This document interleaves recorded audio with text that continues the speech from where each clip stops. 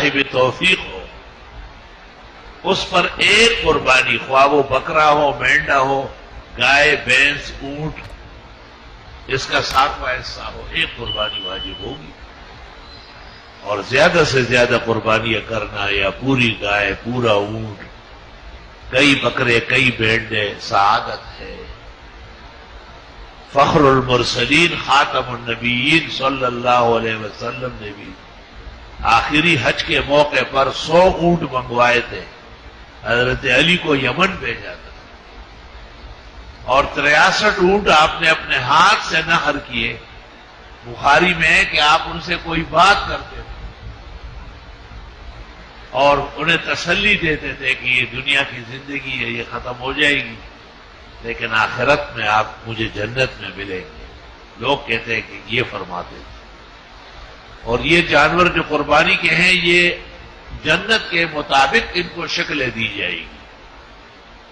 وہاں جنتی گائے، جنتی مینڈا، بکرا، اونٹ جنت کے جو شایع نشان ہیں اس شکل میں متشکل و متمثل کر کے جنہوں نے دل سے، اخلاص سے، ایمان سے قربانی کی ہے ان کو ملیں گے انشاءاللہ تعالی. بخاری شریف میں یہ بھی ہے کہ آپ نے خود اپنا ہاتھ سے قمیص مبارک ایسے اوپر کی اور یہ سفیدہ چمک رہا تھا 14ویں کے چاند کی، اور آپ نے نیزہ لے لیا اور نیزے کو باقاعدہ دیکھا، اس کا حدید دیکھا کہ تیز صحیح ہے، اور پھر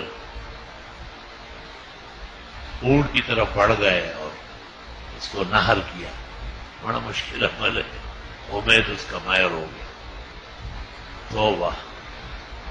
ہم جیسے کمزور ایمان والوں سے تو دیکھا نہیں جاتا. ابھی ایک اونٹ کٹ رہا تھا گزشتہ جمعے کو، تو وہ اونٹ نے حمید کے ایسے کان پہ کوئی بات کرنا چاہا، یہی کہتا ہوگا کہ مجھے معاف کرے، اور انسانوں کی طرح بالکل اس سے رونے لگا ہو. توبہ توبہ. تو یہ سب قربانی کا محل ہوتا ہے.